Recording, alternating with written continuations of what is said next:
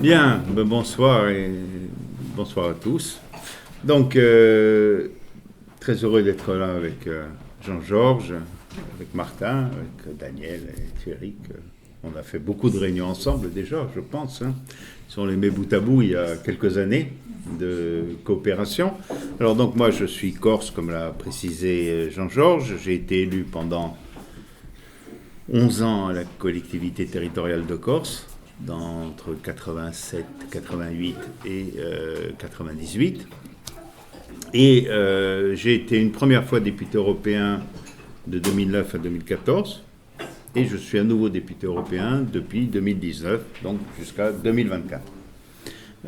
Entre-temps, j'ai pendant de longues années été le maire de mon village, qui est un village dans le golfe de Porto, j'ai vu que certains connaissaient, et qui est un village, si vous êtes invité, vous verrez, Bietigheim, c'est bien, mais c'est pas mal non plus.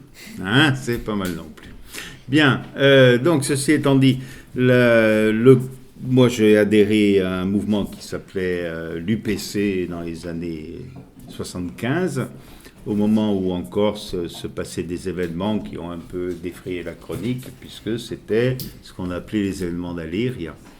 Quand Edmond Simeoni, le père de l'actuel président du conseil exécutif de la Corse, s'était enfermé dans une cave avec un certain nombre de militants pour dénoncer les politiques coloniales et notamment celles qui ruinaient le patrimoine viticole de la Corse au profit d'une culture de grande production industrielle inspirée par des pieds noirs rapatriés que l'on avait ramenés d'Algérie où ils faisaient la même chose là-bas. Donc ils voulaient reproduire encore la même chose.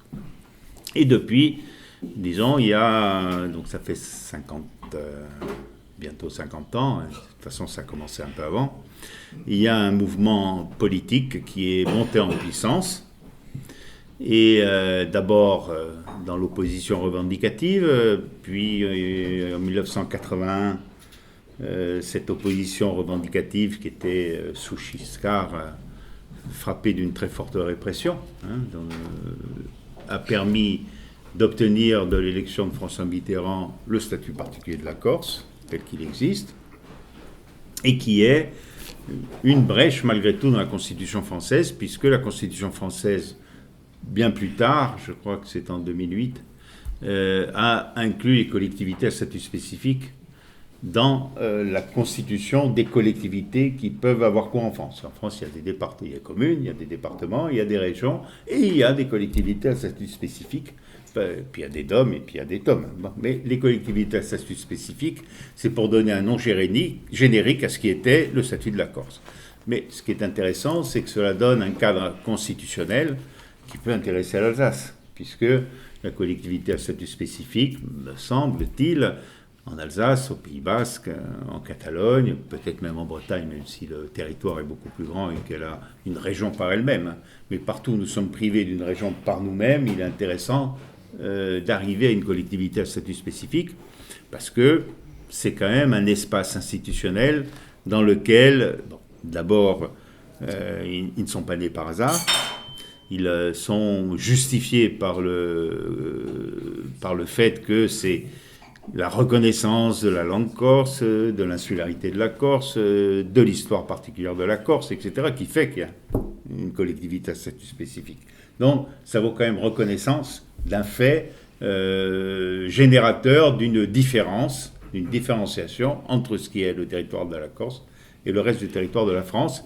Et c'est ce à quoi toutes les communautés, tous les peuples qui avons à défendre notre identité, nous pouvons avoir droit, car si on n'a pas une institution qui nous défend et qui nous représente d'abord, on peut exprimer une démocratie.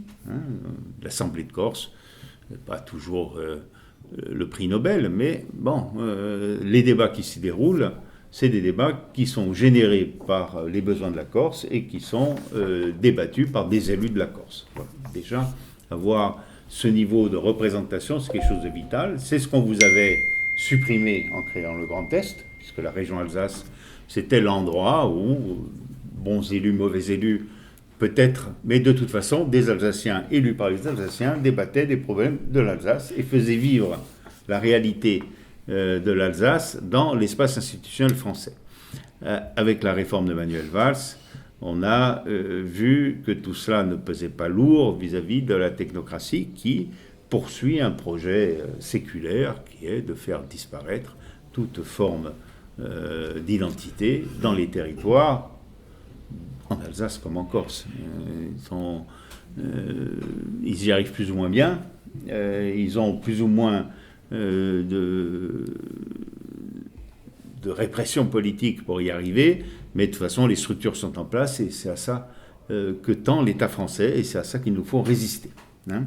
Alors pour résister à ça, j'ai été moi une fois à l'origine avec d'autres en Bretagne comme Christian Bionbard ou en Occitanie comme Gustave Alirol et plusieurs autres à l'origine donc de la création d'une structure qui s'appelle Régions et Peuples Solidaires. Et cette structure Régions et Peuples Solidaires permet de fédérer les revendications qui vont du Pays Basque à l'Alsace en passant par l'Occitanie, la Catalogne, la Bretagne, la Corse. Et cette fédération Régions et Peuples Solidaires qui a été créée en 1995, ou 94, enfin disons, on s'est réunis pour en faire les statuts en 94, mais on les a réellement déposés qu'en 95. Donc notre création, la date c'est 95, mais la démarche date de 94. Et elle était déjà avec une origine au Parlement européen, puisque nous avons fait ça à la fin du mandat de mon prédécesseur, qui était Max Simeoni, donc le frère d'Edmond, l'oncle de Gilles. Bon, la Corse, c'est un peu comme ça.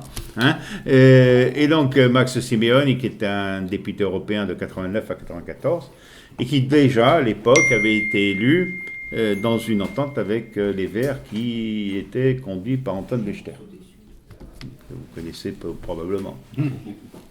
Donc, cette démarche nous a permis à la fin de créer une liste qui, pour la première fois, a remis, pour la première fois dans l'époque moderne, il y avait eu des précédents avant, il y avait même une candidature à la présidence de la République dans les années 60, donc il y avait des mouvements régionalistes qui avaient cherché à avancer, mais RPS a été la concrétisation durable du rapprochement entre les différents mouvements autonomistes et régionalistes de l'Hexagone pour poser la revendication de la reconnaissance de notre identité. Je vais lui couper le sifflet parce que sinon il va m'emmerder. Hop, il n'y a pas d'heure. Voilà. Donc c'est intéressant parce que depuis on est resté unis. Et 94-2021, ça fait combien? Ça fait 21 et 6, 27 ans. Bon, c'est quand même en politique, c'est quand même une durée. Et la durée, ça a toujours un sens. Si les choses durent, c'est parce qu'elles correspondent à une réalité enracinée, quelque chose que les gens veulent promouvoir. Et non seulement ça a duré, mais ça s'est plutôt bien développé. Alors, on a eu un chemin tactique ou stratégique qui s'applique plus ou moins bien sur les territoires, mais face à l'incapacité séparément, mais même unie, d'avoir une représentation au Parlement européen, on a cherché des alliances et le seul partenaire avec qui on a pu nouer ces alliances, ça a été finalement les Verts. Alors, c'est pas un choix idéologique. Pour Max Simon, je vous le racontais en 2 mots, à l'époque j'étais élu à l'Assemblée de Corse et Antoine Wechter cherchait des signatures pour pouvoir être candidat à la présidence de la République. Bon, alors, vous avez téléphoné, j'étais avec Max, on avait reçu Guy Cambeau, leur secrétaire national, et on a apporté comme ça 25 signatures de maires, de conseillers régionaux que nous étions, etc. Et finalement, Antoine Wechter, il a pu être candidat avec 504 signatures. Et il avait été trahi par les socialistes, mais c'est toujours intéressant, la petite histoire est souvent est instructive sur la réalité des choses. C'est qu'il lui avait donné, les socialistes, une 60aine de signatures, si bien que quand je suis arrivé, j'avais un voyage à faire à Paris, c'est moi qui ai porté les signatures au siège des Verts, et je revois Jean de Cessart, qui est toujours leur trésorier, ou du moins un des Manitou de la structure.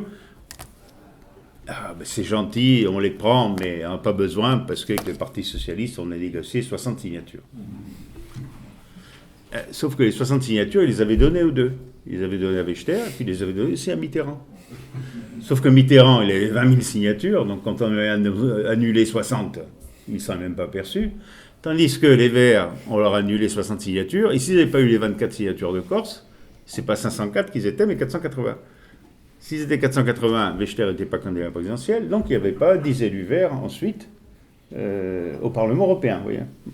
Et ce petit fait, comme quoi il n'y a jamais de petits pas en politique, il y a toujours des conséquences que des fois on n'attend pas.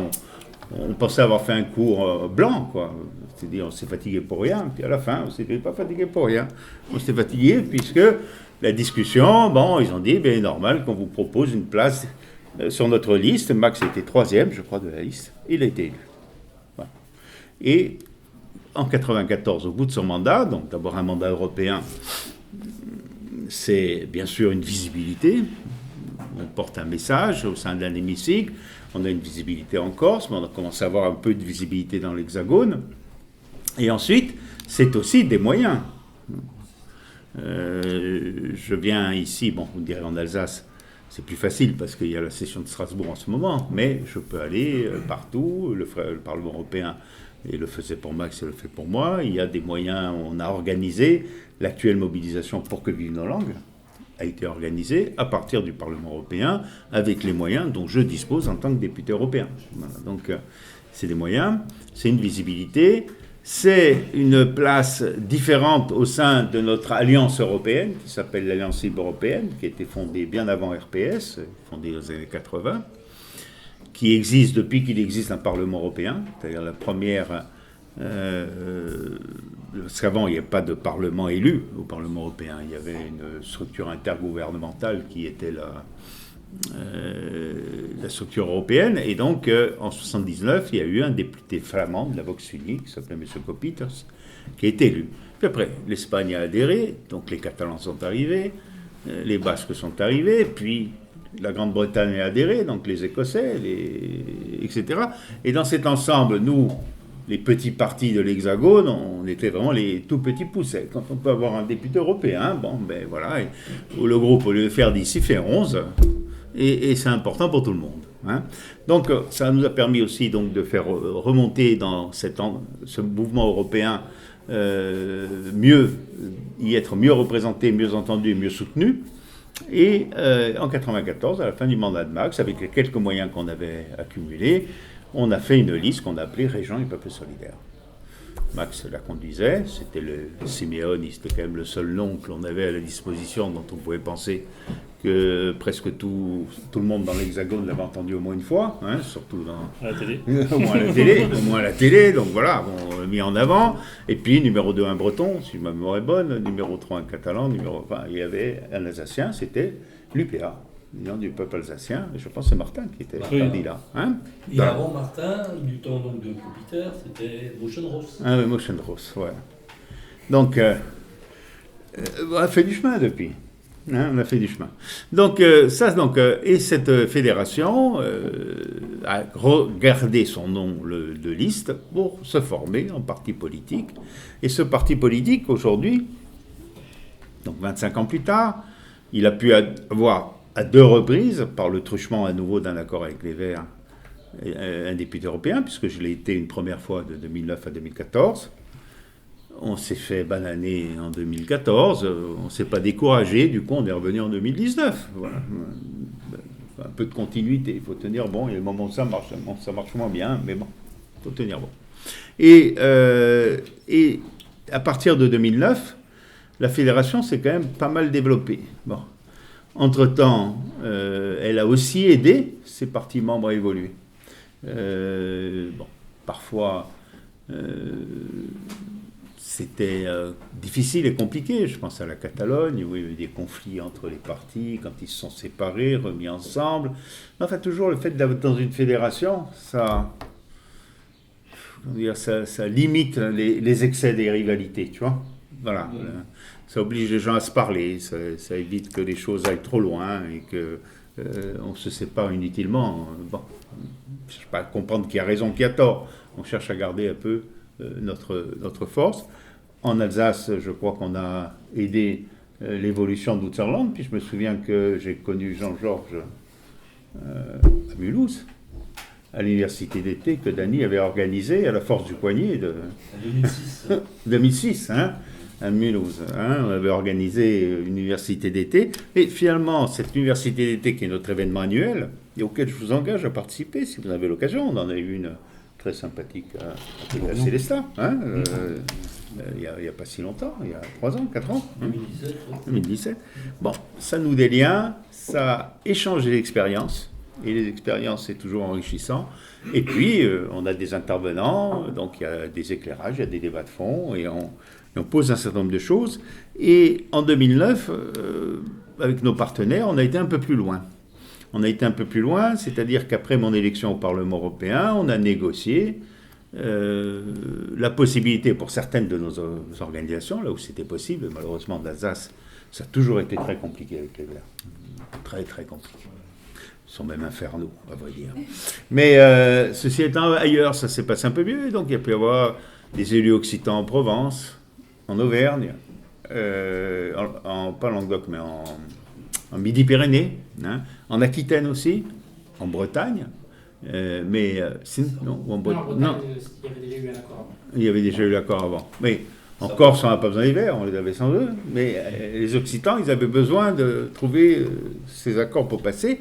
Et le résultat concret, c'est que tous ces élus occitans qui étaient dans les différentes régions occitanes ont été l'origine de l'Office public de la langue occitane, qui existe aujourd'hui, et qui participe à tout petit peu, c'est pas grand-chose, mais bon, c'est ça a été fait. Et ensuite, et surtout, on a négocié en 2012, donc c'était l'élection de François Hollande, on a l'impression que c'est une éternité, mais les socialistes ont gagné la présidentielle, et donc derrière, ils ont gagné les législatives. Et avant, ils avaient négocié avec les Verts des circonscriptions gagnables, réservées aux Verts. Et nous avions discuté avec les Verts, et une de ces circonscriptions gagnables était reversée RPS. Comme j'avais été élu en Corse, on était réunis, je ne sais plus, en congrès. Il était décidé que ce serait en Bretagne, que donc on bénéficierait de cet accord. Et c'est comme ça qu'a été élu Paul Molac, la première fois. Donc, aujourd'hui, on a une grande mobilisation autour de la loi Molac. Enfin, il n'y aurait pas eu de loi Molac s'il n'y avait pas eu de RPS. Et s'il n'y avait pas une politique de RPS, puisqu'il n'aurait jamais été élu. Bon, donc déjà, c'est ces éléments. Bon, le premier mandat, ça a été un mandat pour Paul un peu à tâtons et à chercher, parce que Paul est un pilier du mouvement culturel breton. Et il est absolument reconnu comme tel. Et son souci au sein du Parlement, c'était de trouver la clé pour faire entrer à nouveau les langues régionales dans le cursus parlementaire. Moi, j'avais réussi à le faire au Parlement européen en 2013, où il y a eu une résolution qui a été votée et qui a été largement votée. Mais au Parlement français, il se heurtait, bon, d'abord à tous ces discours d'imbéciles qu'on entend parfois sur une langue régionale sur les bancs du Parlement à Paris. C'est quelque chose de sidérant. Et il se heurtait aussi à une mauvaise volonté de l'appareil politique. Il a été réélu. Mais enfin, il était réélu parce qu'il était élu. C'est donc quand même la suite et la continuité. En même temps, nous en Corse, on élit 3 députés sur 4. Bon. Excellente progression. Parmi les 3, il y avait un qui était très accrocheur et qui avait qu'une idée en tête, c'est de faire un groupe. C'est Jean-Félix Acquavive, il faut lui rendre hommage, parce qu'il a été vraiment très très actif et très constant dans cette démarche. Il a... avec Paul, ils se sont rapprochés rapidement, mais il faut être 15 pour faire un groupe. Donc il a été vite convaincre le MRG, le mouvement de Sylvia Pinel, qui était une ancienne ministre, vous savez, la loi Pinel, vous avez tous entendu parler, donc MRG, donc elle est venue, 3, 4, etc. Ils ont été jusqu'à ratisser Charles de Courson, de votre belle région Grand Est. Si j'ai bien compris, je ne sais plus d'où il est exactement, mais je sais que c'est par là. En tout cas, si un jour j'étais avec eux, au groupe, il est arrivé avec une bouteille de champagne, donc c'est eux qui le produisaient, donc ça le localise quand même un peu. Et donc, mais enfin bon, bref, ils ont fait leur groupe. Et quel est l'intérêt d'avoir ce groupe ? c'est que quand vous avez un groupe, vous avez des niches parlementaires. C'est-à-dire que chaque groupe de l'Assemblée nationale peut faire une proposition de loi et la soumettre au vote de l'Assemblée. Sinon, toutes les lois sont sur initiative du gouvernement. C'est-à-dire, dans la Constitution française, c'est le gouvernement fait des projets de loi qu'ensuite l'Assemblée vote, le Parlement vote dans un système qui allie Assemblée nationale et Sénat, un système de navette parlementaire. Mais il y a une journée parlementaire qui est réservée au groupe Liberté et Territoire, durant laquelle Pôle a déposé sa proposition de loi. C'est cette proposition de loi que Blanquer a combattue, a réussi d'ailleurs à quasiment faire rayer de la carte lors de la première lecture, mais cette loi ensuite elle passe en seconde lecture et va au Sénat. Et au Sénat, ça s'est passé juste après septembre, les élections sénatoriales, où tu as failli être élu. Avec Thibault aussi. Bien. Et donc, sauf que nous, on a réussi à en élire un, en Corse, donc le sénateur de Haute-Corse et de notre parti, Paolo Santobrigic. Et les Verts en ont élu quelques autres. Et au Parlement, comme on est sur les mêmes bancs, on discute. Et le nôtre, tout seul, il ne peut rien faire. Et les leurs, ils avaient besoin d'être 10, parce qu'il faut être 10 sénateurs pour faire un groupe. Et ils n'étaient pas sûrs d'arriver à 10. Donc on a discuté, on a dit, on va s'entendre. Si il y a une élection favorable en Corse, Paul Santo, il ira avec vous. Mais il faudra bien sûr faire de la place aux revendications qu'on porte. Et c'est comme ça que le Sénat a bénéficié, notre groupe au Sénat a bénéficié d'une niche parlementaire à son tour, a pu reprendre la loi Molac, a obtenu d'y faire voter contre l'avis de Blanquer, non seulement les articles que l'Assemblée nationale avait gardés, mais tous ceux que l'Assemblée nationale avait supprimés. Ils sont revenus au Sénat en seconde lecture, et Blanquer a appelé à voter non. À chaque fois, il était battu par une large majorité, pour plusieurs raisons, mais c'est là que vous voyez que... Une des raisons principales, c'est que un des piliers des Républicains au Sénat s'appelle Max Brisson. C'est le président de l'Office de la langue basque. Et c'est un député qui est extrêmement actif en faveur un sénateur extrêmement actif en faveur de la langue basque. Et donc, il ne peut pas encaisser Blanquer. Voilà. Et à partir de là, bon, il remet les amendements, il discute avec Paul Molac, ils font un bon travail parlementaire, très bien défendu par la nouvelle sénatrice de Bordeaux, Madame Di Marco, qui est verte, pour le coup. Même Fernic a voté, pour dire. Hein. Et c'est à cause de mon SMS. Et donc, à partir de là, quand ça revient à l'Assemblée nationale, Blanquer a dû se dire, au Sénat, c'est la droite, ils ne nous aiment pas, mais à l'Assemblée nationale, la majorité, c'est nous. Donc, on va bloquer tout. Et en fait, ce qui s'est passé, c'est que le collectif que l'on avait créé grâce aux moyens du Parlement européen pour que vivent nos langues, qui était l'organisateur de toutes les manifestations, dont une manifestation alsacienne où j'ai appris que vous avez pratiqué l'art de l'enfarinage. Il n'est pas là, demain. Ah, bon, je ne saurais l'encourager. Nécessité fait loi, parfois. Enfin, bon, libérez notre camarade.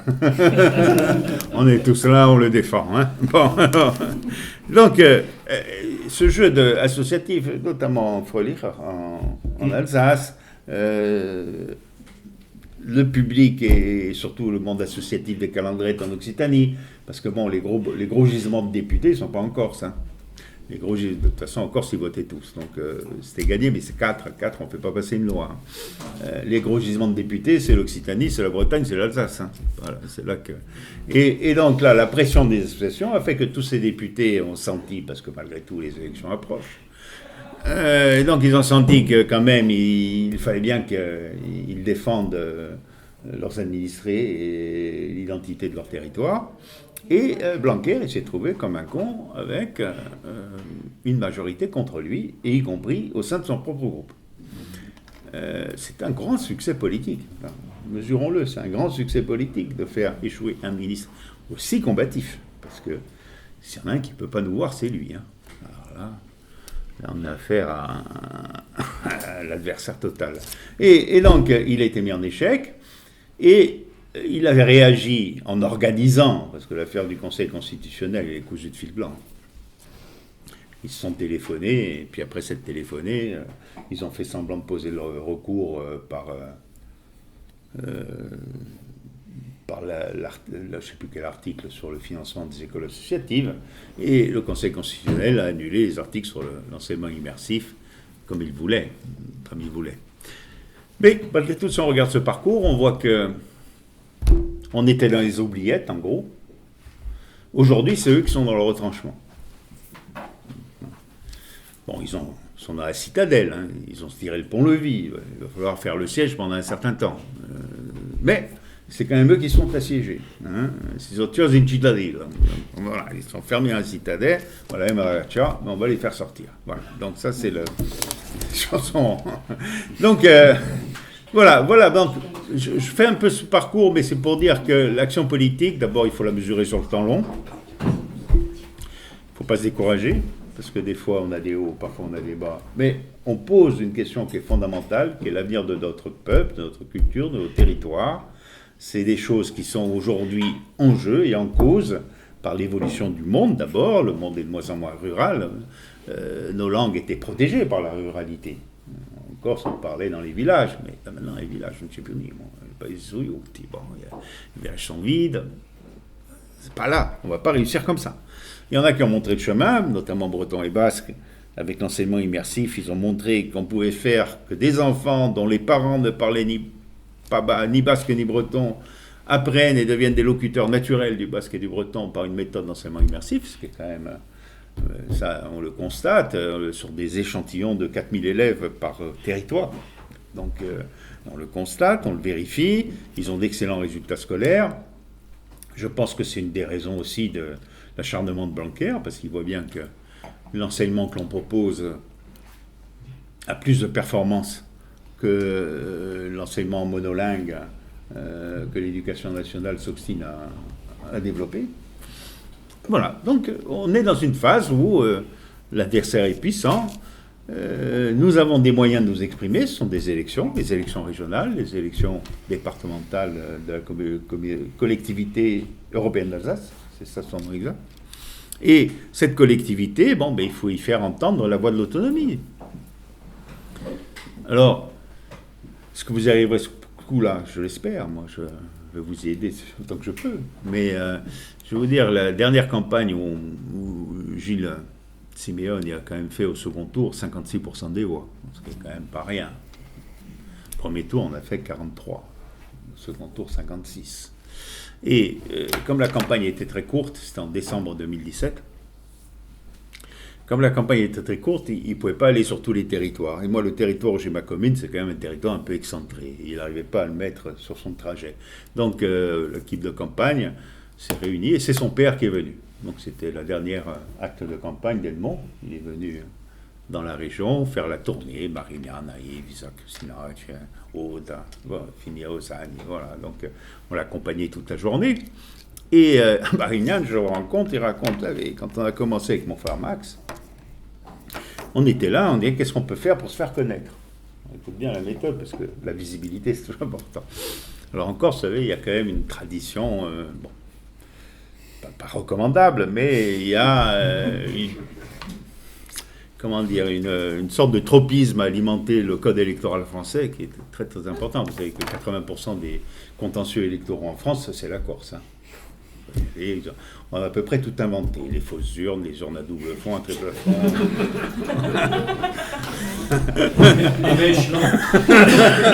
les urnes par la fenêtre. On a tout fait.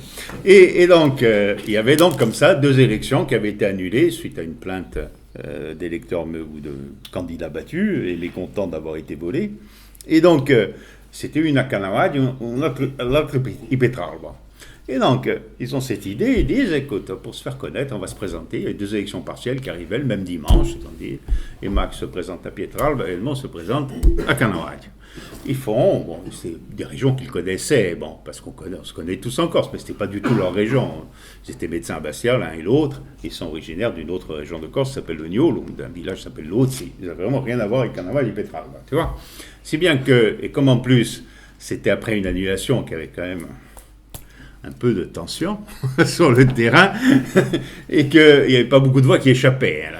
Là, il n'y avait pas beaucoup de place pour le candidat fantaisiste qui voulait à tout prix faire le beau milieu. Là, tout le monde était cadenassé dans le jeu électoral, si bien qu'à la fin, le soir à 18h, dépouillement, Canavaggia, Edmond, 1 voix, Pietralba, Max, 2 voix.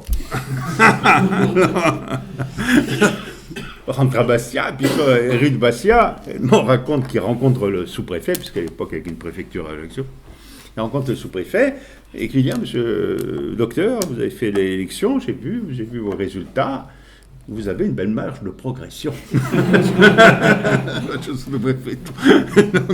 Et donc il disait, bon ben voilà, moi j'ai fait 2 voix, et mon fils il en fait 56%. Voilà, donc je ne sais plus combien, de dizaines de milliers. Donc voilà, donc c'est pour vous dire, il y a un parcours, bon voilà, on arrive à peser.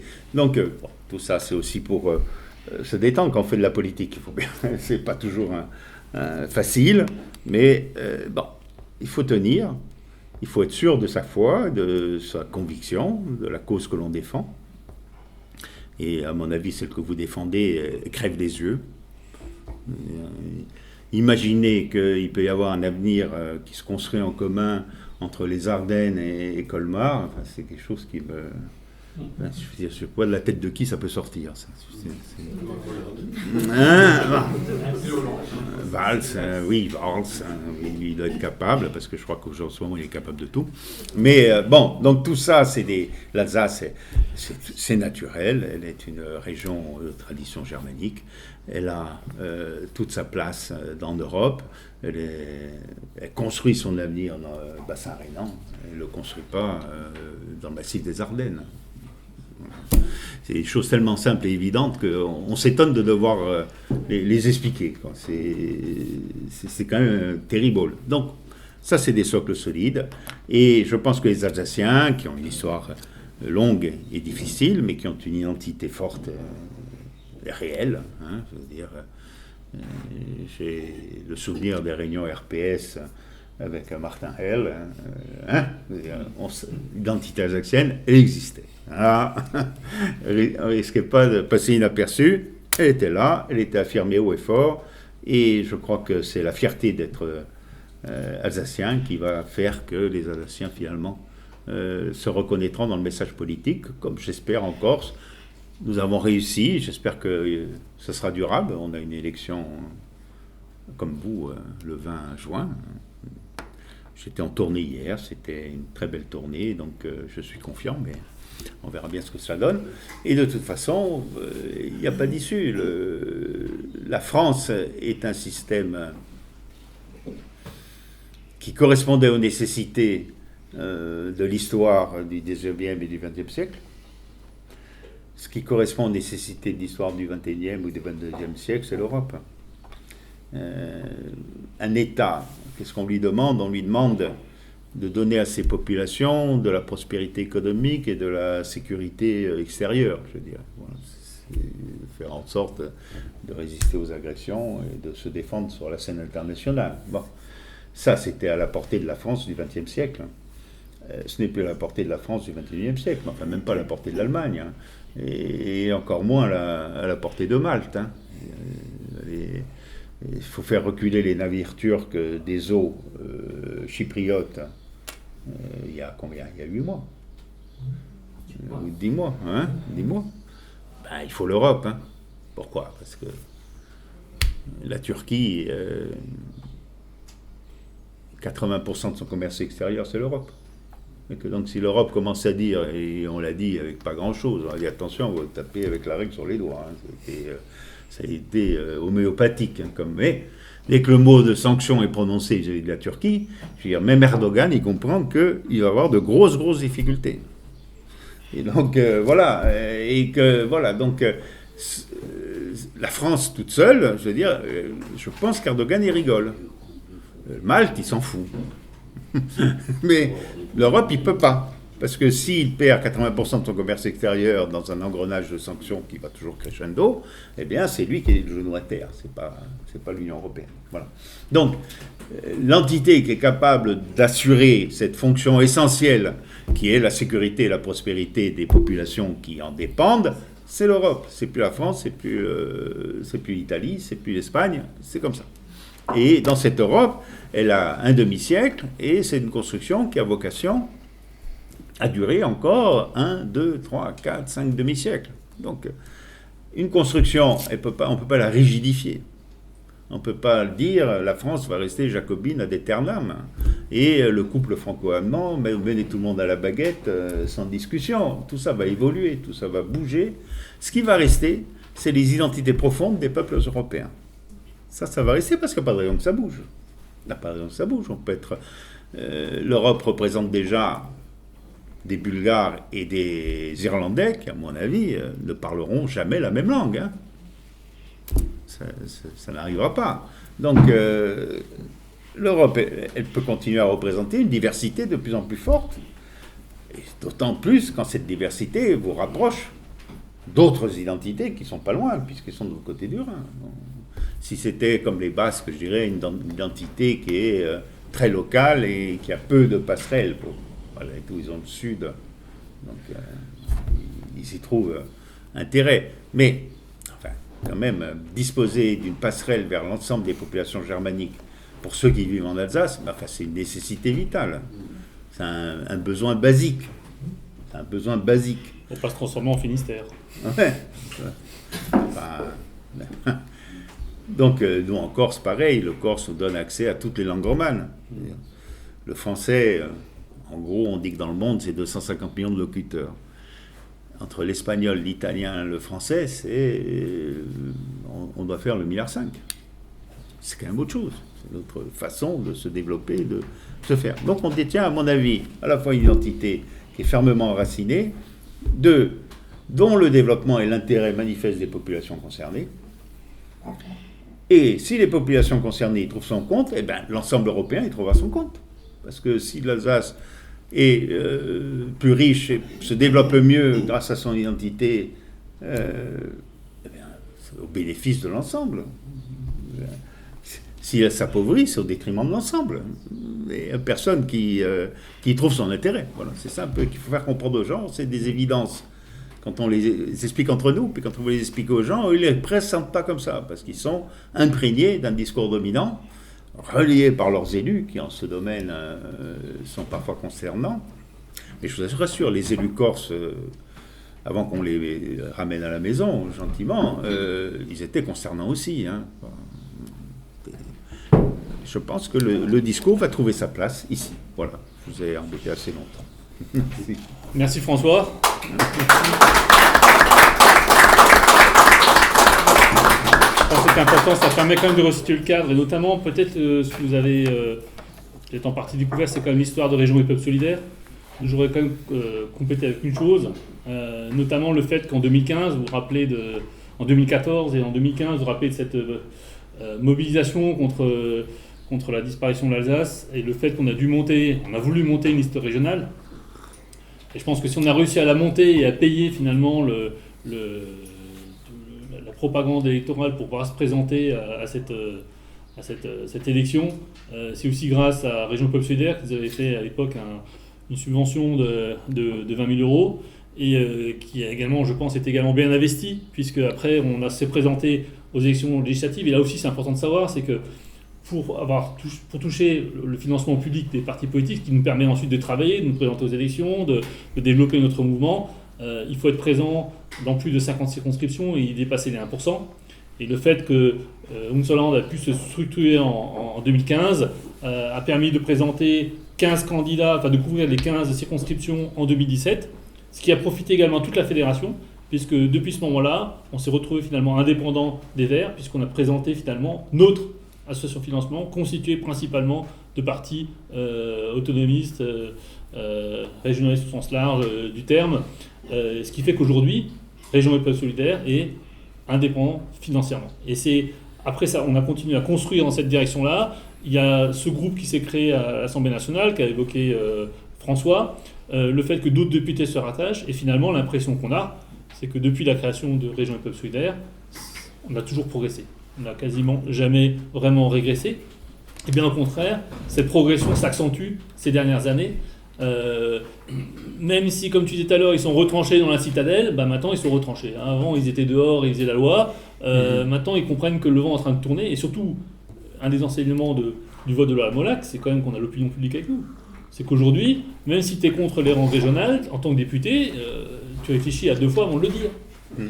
Tu réfléchis à 2 fois avant de le dire. Et que parfois, il y en a qui, on a vu, qui ont voté pour cette loi Molac, alors qu'on n'est pas forcément convaincus, mais l'ambiance dans les territoires et une certaine pression fait qu'aujourd'hui, voilà, il a voté pour. Et en Alsace, c'est un peu ce qui s'est passé. C'est-à-dire qu'il y en a un ou deux qui ont essayé un peu de tortiller comme Studer ou autre, mais voilà, et ils n'ont pas pu le faire de manière aussi ouverte qu'ils l'auraient fait dans d'autres circonstances. Donc on avance, c'est grâce à votre travail, c'est grâce au travail que fournissent les militants, c'est aussi grâce au fait qu'on est finalement unis à cette échelle hexagonale, qu'on est unis à cette échelle européenne, et c'est ce qui permet qu'on avance.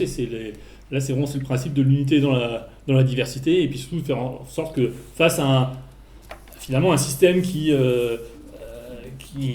nous combat, le fait que finalement on ne cherche pas chacun à chercher sa solution dans son petit coin, mais qu'on essaie de se grouper, de se fédérer pour avancer. Ce que je vous propose pour que ça soit un peu vivant, c'est si vous, plutôt que maintenant relire un peu alors peut-être juste autre produit un peu de notre travail à la fédération, lorsqu'a été créé suite à notre engagement, suite au score qu'on a fait également en 2015, et suite à la confiance de nos électeurs, voilà, on a été reçus quand même par 2 ministres, et ils ont bien compris qu'il y avait un problème en Alsace. Et c'est ça qui a abouti à la création de la CEA. C'est pas la gesticulation de Beryl Klinker, c'est votre travail, c'est la confiance des électeurs, et le fait qu'ils ont vu que du jour au lendemain, le mouvement autonomiste en Alsace passait de 5 à 15%, 20%, voire plus dans certains endroits.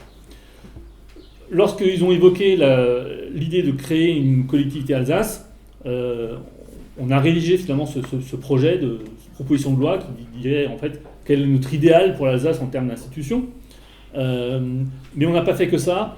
Lorsque la loi était débattue à l'Assemblée nationale, on a rédigé des amendements, j'en ai rédigé une partie, qui ont été défendus par Paul Molac, par Jean-Félix aussi, et notamment un amendement qui pour moi est fondamental.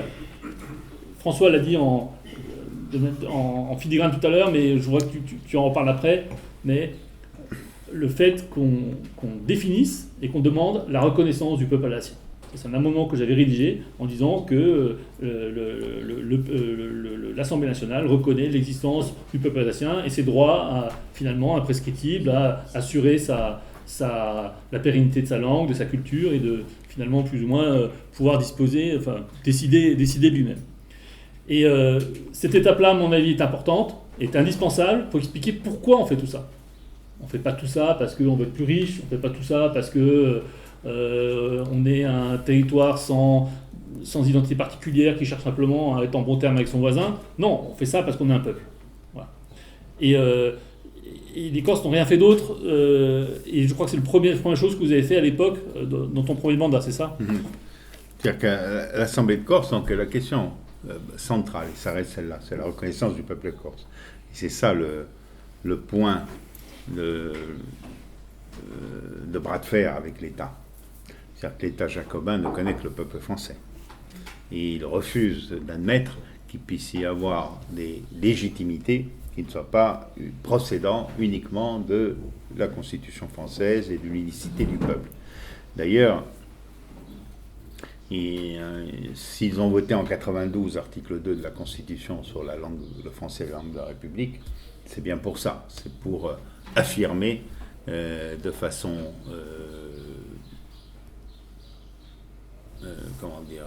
dominatrice exclusive et exclusive, ce qui est une interprétation. Parce que moi, quand je lis le français est langue de la République, je ne vois pas comment on arrive de façon automatique à la conclusion que le corse doit disparaître en Corse. Bon, le français est la langue de la Corse, hein. Il y a qui ont vécu et donc ils l'ont constaté. Hein. Il y a personne qui ignore la langue corse. Il y a 50 ans, ça existait peut-être encore, mais tout ça aujourd'hui n'existe plus. Et donc, et puis, ça n'a jamais empêché le français d'être là. Mais l'existence de la langue corse, aujourd'hui, apparaît non pas comme ce que ça devrait être, c'est un enrichissement de toute une population, mais comme un fait concurrentiel inacceptable, quoi. Voilà. Le système français est d'une rigidité considérable. Par exemple, au Pays de Galles, dans les années 2000, tout début, l'Assemblée galloise, à Cardiff, a voté une loi régionale disant qu'il faut que le gallois soit langue officielle. Au mois d'octobre qui a suivi, le Parlement britannique à Westminster a dit très bien, le gallois est une langue officielle. Ils n'ont pas tortillé pendant 50 ans. Ils l'ont fait de suite.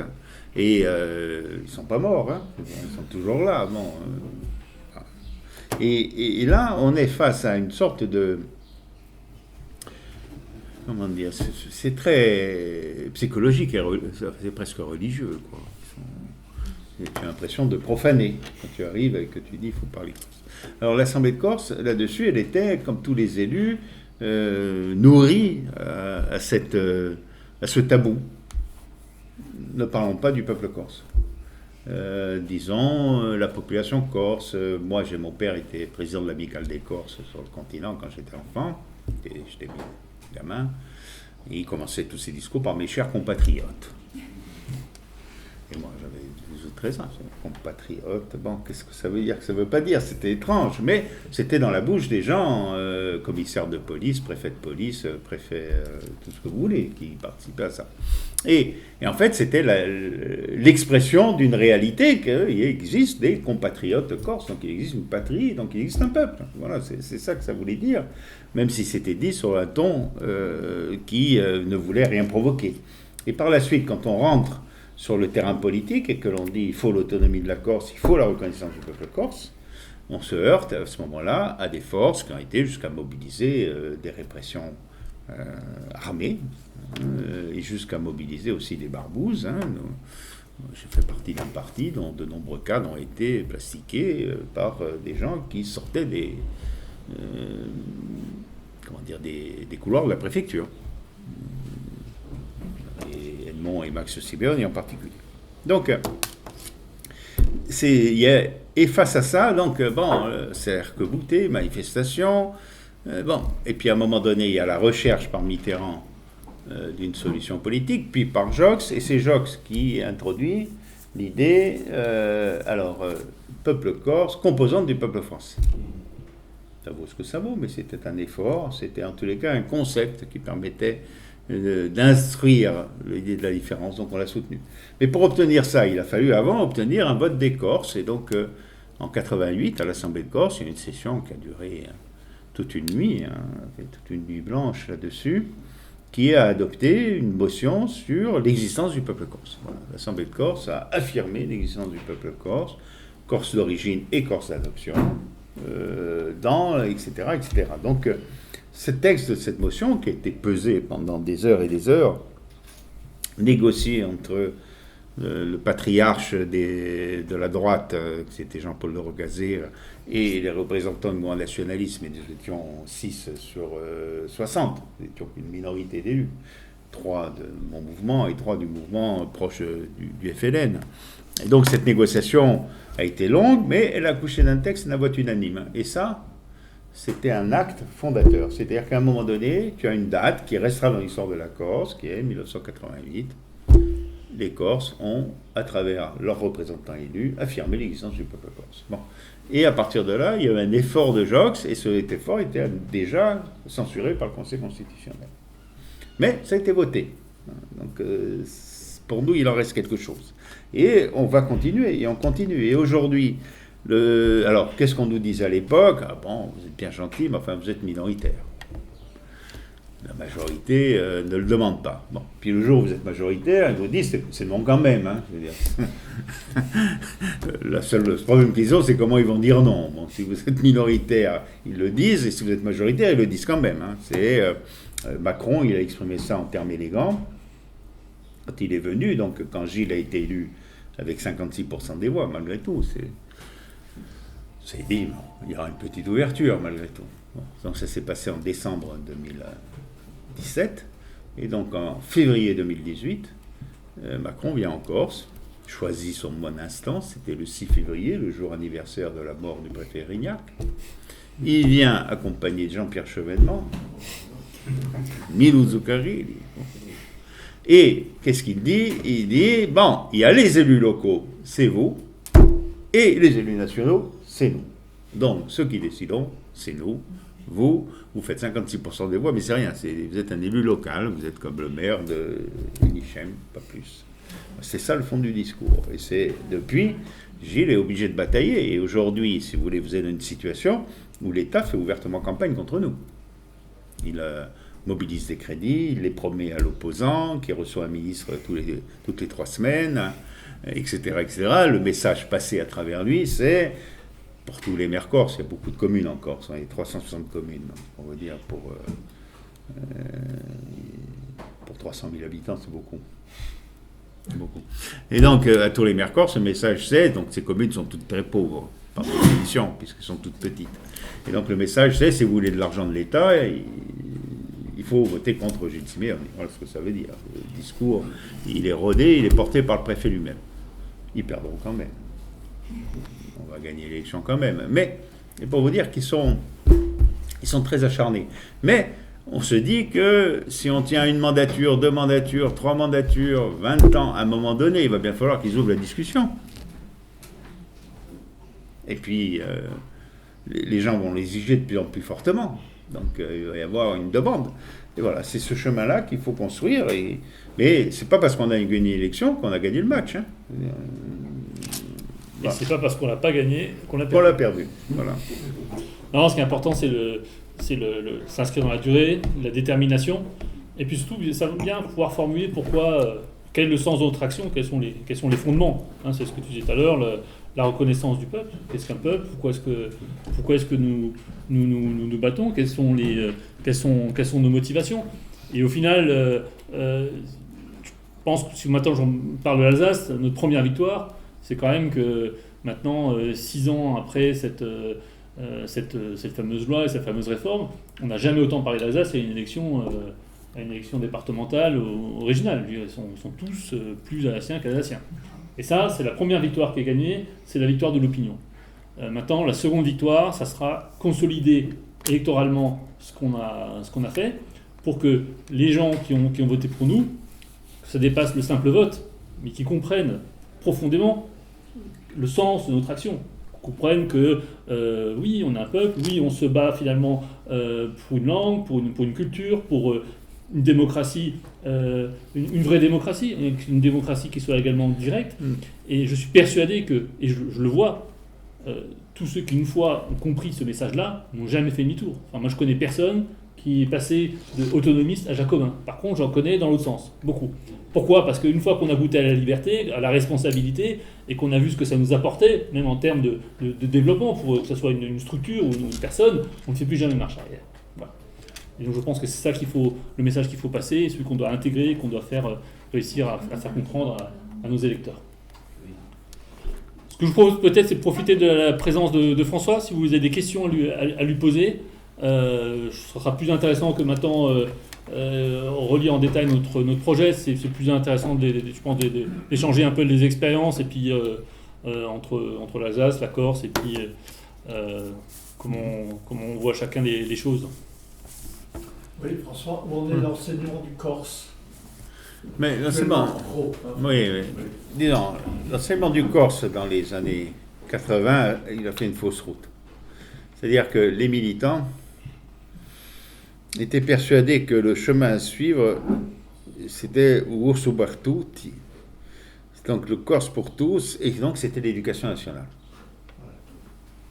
Et il y avait un embryon d'école immersive associative, Scuola Corsa di Gorti, Jean-Baptiste Trombone, qui était un personnage intéressant, mais très isolé. Il n'a pas réussi à développer son projet. Et l'idée, c'était, tu leur dis, mais moi j'ai toujours été sceptique sur cette orientation, mais elle était majoritaire. Je leur disais, mais ils ne vont pas faire, ils ne le feront jamais. Ils ne le feront jamais. Ils disaient, bon, on va leur mettre des coups de pied dans le cul, tu vas voir qu'ils vont le faire. Bon. Eh bien, les coups de pied dans le cul, ça ne suffit pas. Ça a fait bouger quelques trucs. Donc, effectivement, il y a peut-être des cursus bilingues un peu plus nombreux, des écoles immersives publiques. Enfin, l'école immersive publique, c'est la maternelle. Après, au CP, qu'est-ce qu'on fait? C'est rien. Et puis, l'école immersive publique, ce n'est que le temps du cours. Bon, maternelle, on passe plus de temps à jouer dans la cour de récréation qu'à être vraiment à compter 2 plus 2 avec la maîtresse. Bon, donc, c'est très insuffisant, y compris dans l'échelon maternel. Et aujourd'hui, on se rend compte que, alors que l'on avait un bain linguistique, comme vous l'avez ici en Alsace, quand même, donc un bain linguistique quand même avec un peu plus de rémanence que peut-être en Occitanie ou au Pays Basque, hein, plus de locuteurs dans les personnes âgées surtout, mais enfin, un bain linguistique réel. Ce bain linguistique aujourd'hui, il s'éteint avec la désertification de la ruralité, il s'éteint bien sûr avec les cimetières qui se remplissent de locuteurs, et malheureusement, ils ne sont pas remplacés. Hein.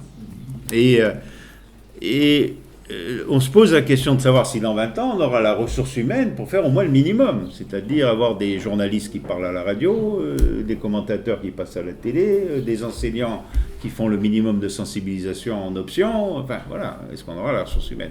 Et donc là, on s'est réveillé quand même. On s'est réveillé et on peut le faire plus facilement dans la mesure où, je prends l'exemple des Basques, ils ont développé leur système de façon remarquable, mais sans institution basque. Ils ont et puis avec une représentation élue beaucoup plus faible que ce qu'on a en Corse. Donc nous, on peut s'appuyer quand même sur des institutions.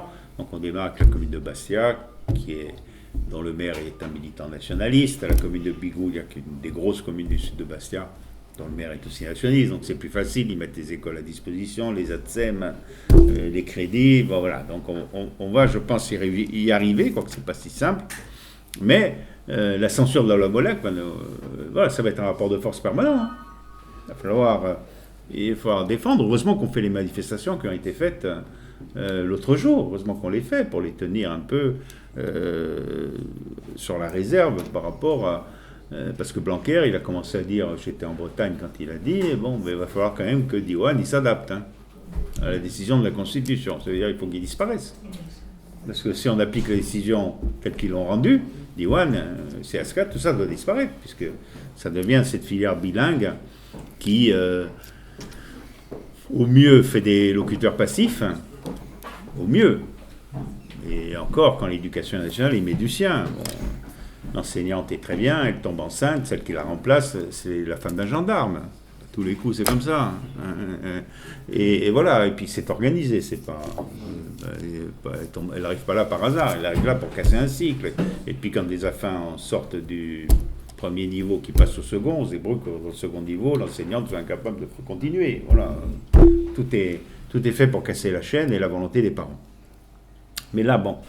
voilà, c'est un combat, mais c'est un combat que l'on mène plus facilement quand on est à la tête des institutions, malgré tout. La rectrice, elle a plus de mal à vous envoyer paître à ce moment-là.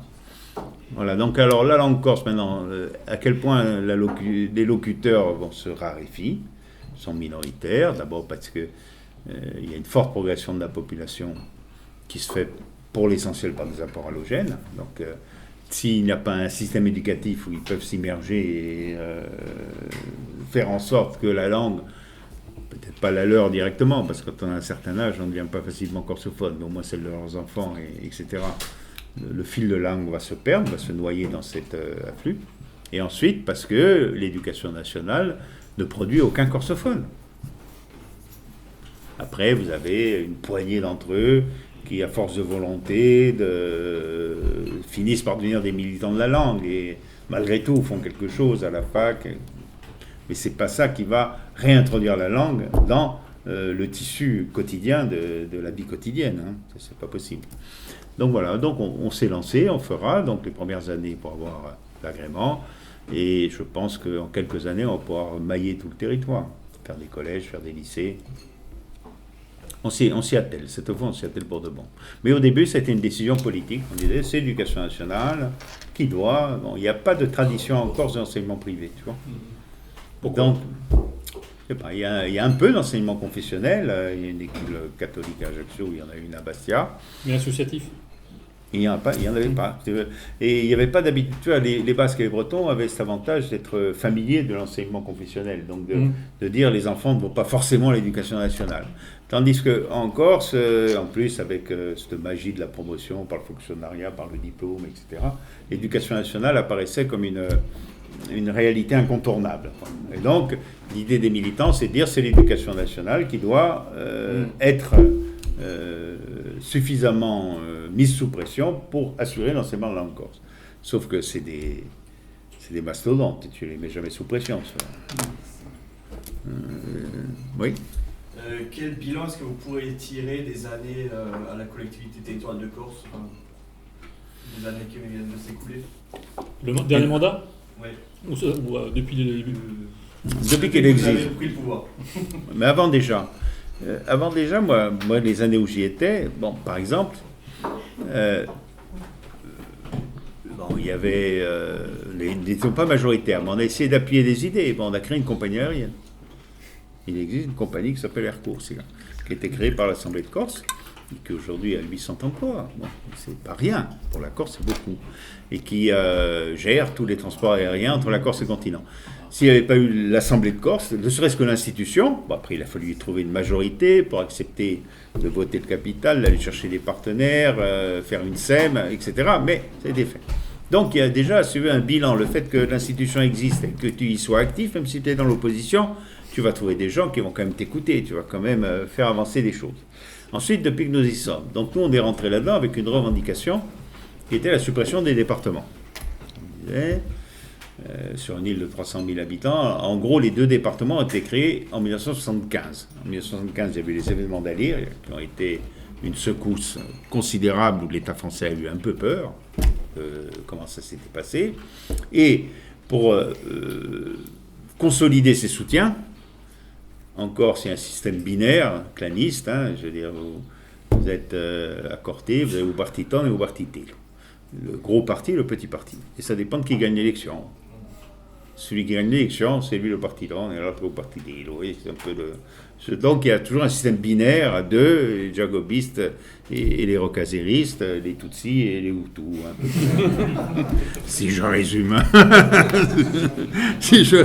Et donc, pour que les Tutsis et les Hutus s'entendent bien entre eux, on leur a donné un département chacun. Et c'est comme ça que Giscard a créé les deux départements après les événements d'Alire. Bon, alors, à partir de là, ces deux départements se sont incrustés, et nous, on a toujours dit, deux départements, ça a été fait contre l'unité de la Corse et l'avancement des idées que l'on porte. Et donc, on était porteur de cette idée de suppression des départements. Ça vous rappelle quelque chose entre nous, hein? Moi aussi, j'imagine. Et donc, ça a débouché avec Jospin, qui a annoncé le début. Sarkozy a maintenu le référendum, mais Chirac s'est arrangé pour qu'on le perde. De presque rien, on l'a perdu d'un chouïa. 1%, je crois, 2%. 1%, oui, 51%. C'est-à-dire que, bon, pour revenir sur la petite histoire, il y avait à l'époque la cavale d'Ivan Colonne, qui était recherchée par toutes les polices et qui était là-bas. Et la semaine avant le scrutin, Chirac n'avait toujours pas pris position, donc ça mettait Sarkozy en difficulté. Je pense qu'ils l'ont logé, Colonne, au moment où... parce que la bonne police veut que quand vous cherchez quelqu'un depuis très longtemps, une fois que vous l'avez pris en main, vous le surveillez, vous regardez sur qui il s'appuyait, les ravitailleurs, les accompagnateurs, les machins. Et donc, à la demande de Chirac, ils ont prononcé l'arrestation 48 heures avant le scrutin. Si bien que moi, je voyais monter tous mes électeurs nationalistes aux mairies pour voter contre. On va voter pour Sarkozy et tout. Voilà, bon. Et donc, c'est nos propres électeurs qui ont tué le référendum. Voilà Tu vois un peu comme des fois. Mais attention, parce que la grosse différence avec nous, c'est que finalement, nous, on a voté oui. Oui, vous avez été oui. Oui, qu'on l'a pas eu. Quand même, c'est pour. Oui, Mais ils avaient prévu que vous voteriez oui, du coup ils avaient mis d'autres critères pour que ce soit non quand même. voilà. Voilà. C'est la démocratie du système français, pour ça elle est redoutable. Hein. Elle est redoutable. Donc voilà, ça nous a retardé une quinzaine d'années. Puis après, quand Hollande est revenu, bon, il voulait laisser quelque chose, il y a eu l'épisode où Bailey. Bon, puis en 2015, on a quand même pris la présidence de l'Assemblée de Corse. Gilles a été élu président du Conseil exécutif. Bon, puis Hollande est un peu moins bouché que Macron quand même. Bon, il y a des choses comme elles sont. Il a été beaucoup plus ouvert pendant les 2 ans, les 2 premières années où Gilles était président et Hollande président de la République. Et il est en charge des affaires corse. Ça s'est beaucoup mieux passé que par la suite avec Macron et sa ribambelle de Blanquer. Hein. Ça, c'est beaucoup mieux. Hein. Et voilà, donc là-dessus, il a concédé la suppression des 2 départements, qui était donc une demande qui remontait à très loin, qui avait avorté dans des conditions un peu abracadabantesques en 2007 ou 5. 2005, je ne savais même plus.